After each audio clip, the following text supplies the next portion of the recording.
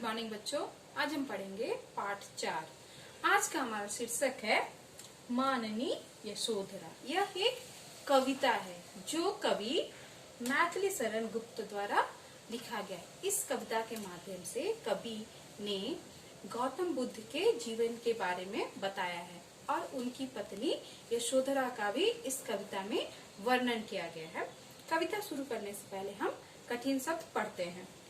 कठिन शब्द है हमारा फर्स्ट बिगड़े, निग्रह, लोभ, पग, अवलंबित, अंधेरी, सौभाग्य, दरस, परस, निःश्रेष, उद्धारक, चेरी। ये सभी हमारा है कठिन शब्द हो गया। अब हम पढ़ेंगे नेक्स्ट हमारा शब्दार्थ, शब्द और उसका अर्थ। बिगड़े का मतलब होता है बिगड़ना, निग्रह रोक, लोभ मीन्स लालच, पग मीन्स कदम, अंधेरी का मतलब होता है अंधकार, सौभाग्य सुदैव, दरस देखना, परस स्पर्श करना, चेरी का मतलब होता है दासी, निःश्रेष मोच, अवलंबित आश्रित, उद्धारक कल्याण करने वाला। ये हमारा हो गया शब्दार्थ। अब हम पढ़ेंगे नेक्स्ट हमारा है पोयम। पोयम कविता। कविता क्या है आज हमारा?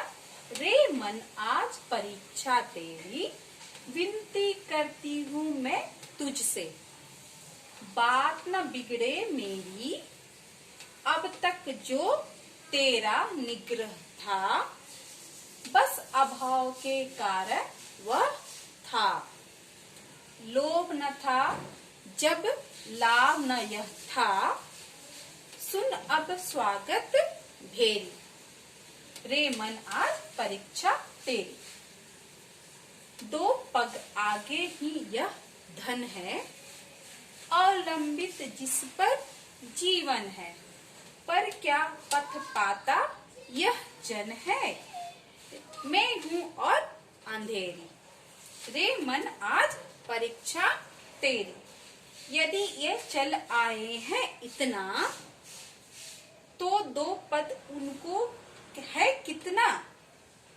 क्या भारी व मुझको जितना, पीठ उन्होंने फेरी, ये रे मन आज परीक्षा तेरी, सब अपना सौभाग्य मनाए, दरस परस निःश्रेष पाए, उद्धारक चाहे तो आए, यही रहे यह चेरी, रे मन आज परीक्षा तेरी। यह इस कविता में कवि ने गौतम बुद्ध के जीवन के बारे में बताया। गौतम बुद्ध का जन्म नेपाल के लुम्बिनी नामक शहर में हुआ था। उनका बचपन का नाम था सिद्धार्थ। गौतम बुद्ध का नाम बचपन में क्या था? सिद्धार्थ। उनकी पत्नी का नाम था यशोधरा।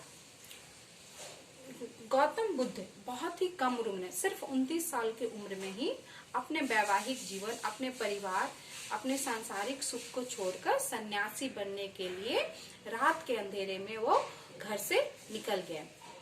तपस्या करते हुए वो यहाँ से वहाँ, एक जगह से दूसरे जगह भटकते रहे। अंत में कठोर तपस्या करने के बाद उन्हें ज्ञान की प्राप्ति होती है और बाद में वो बौद्ध धर्म के संस्थापक भी बने। सफल होने के बाद, तपस्या में सफल होने के बाद वापस वो अपने घर आते हैं, तो उनकी पत्नी यशोधरा के मन में यह विचार आता है, यह दुविधा होती है, उनके मन में यह दुविधा होती है कि मुझे इनके स्वागत में जाना चाहिए या नहीं। वह अपने आप से यह बातें करती रहती हैं और उन्होंने मन में यह निश्चय किया कि मैं एक दासी बनकर, एक सेविका बनकर उनकी सेवा करूंगी। ये सभी बातें कवि ने इस कविता के माध्यम से समझाया है। Thank you.